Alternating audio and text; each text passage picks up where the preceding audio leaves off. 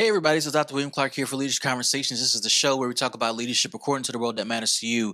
I am happy to be with you today. We are in the middle of our 30-day grant challenge. I have shared a number of posts with you about what to do when it comes to grant writing and how to position your organization to become successful in landing your first grant or landing more grants. And if you haven't done so already, please go ahead and visit our website to be a part of our Grant Writing 101 program that's happening on March 30th and April 6th. Now, the program has sold out, but we are accepting people on the wait list. So if you desire to be there, don't be discouraged by the fact that it's sold out. We sold out so fast, we had to open up a second day. And at this point, we're releasing the wait list so that you can be a part of that. So my hope is that you can be a part of that and that you will join us for that workshop session. As a part of our 30-day grant challenge, I wanted to release some thoughts, some deeper thoughts about some of my posts that have been released or will be released. And this is our time to kind of talk about those posts more in detail. And so this is why we're podcasting about the 30-day grant challenge. So to get us to the point where now we're ready to look deeper at what we're doing to land our first grant, I wanted to share this particular idea with you, and that is, let's see. This is a good one. Do you have a team of people helping you strategize for the next grant cycle? If you haven't realized this already, they do come on a cycle. They do happen every so often, depending on the grant subject matter, the market, or the customer base it's targeting, depending on the fiscal year of the actual foundation. It happens on a cycle. And when you miss the cycle for the current grant that you're pursuing, you probably have to wait until the cycle is re-released in order for you to access those grant resources or be a part of the process again. So it's not always a bad thing that you missed the deadline, because depending on where you are in your journey as a nonprofit leader, in terms of launching your nonprofit, in terms of getting it off the ground, in terms of getting resources in place, in terms of getting support in place, it might be a good idea that you did not meet the grant deadline because you need to get some things in order, such as the right infrastructure, such as the right team, such as the right the location where you're going to do services, such as your marketing and branding towards customers and critical stakeholders.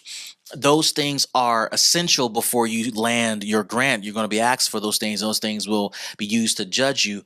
But when the next grant cycle comes to your attention and you start to lay the foundation for what will be your approach going forward, what will be your strategy in terms of pursuing this particular grant with this particular funder for this particular work, do you have a team that's helping you strategize for the next cycle?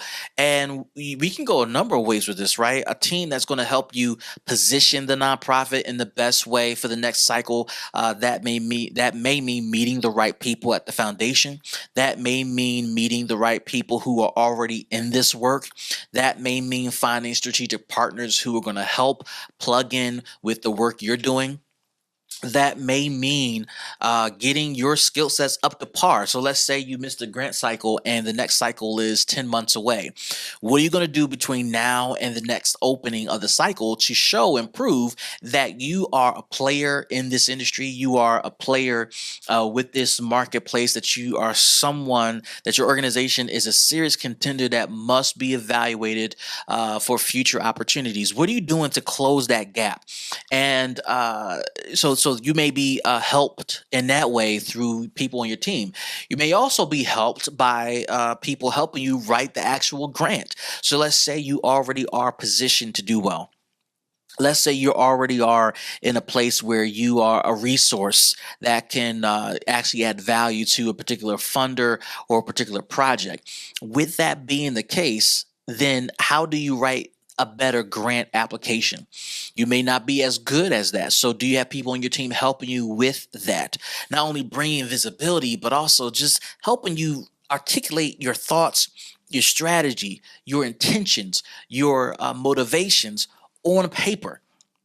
One of the things I love to do when I'm pursuing a grant is to convene a team of people to engage in a grant writing session.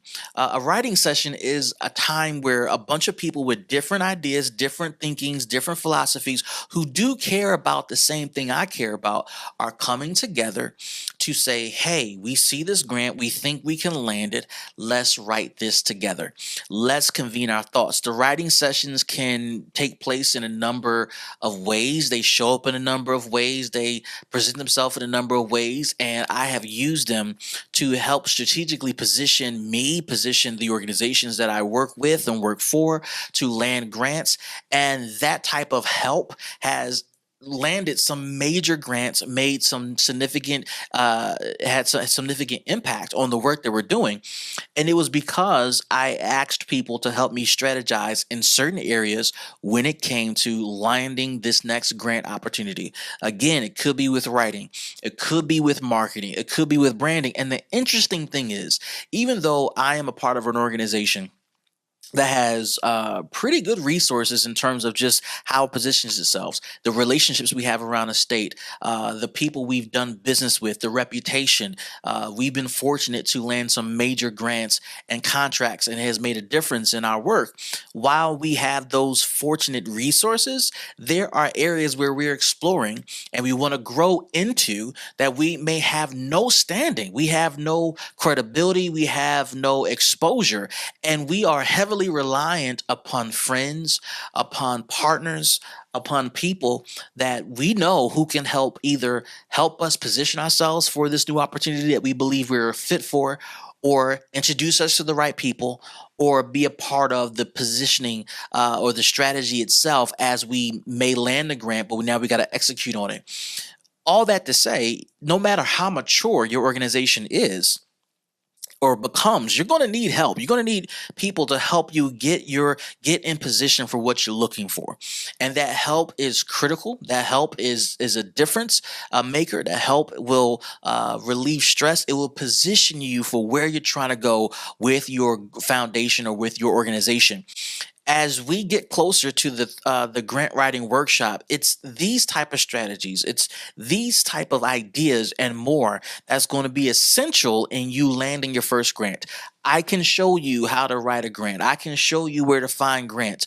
But if you're not doing these things, it's not going to lead to any meaningful success that's going to make a difference in your organization or in your nonprofit. I hope you find this helpful. I hope that this type of information is essential to your development, to your growth, because it's going to make a significant difference in your ability to land the grants that you have targeted for your organization. If you have not done so, join me on Facebook, Instagram, Twitter, YouTube, and be a part of this conversation. Check out all of the podcasts that we release around grant writing, around fundraising, around nonprofit leadership, around small business strategies and ideas.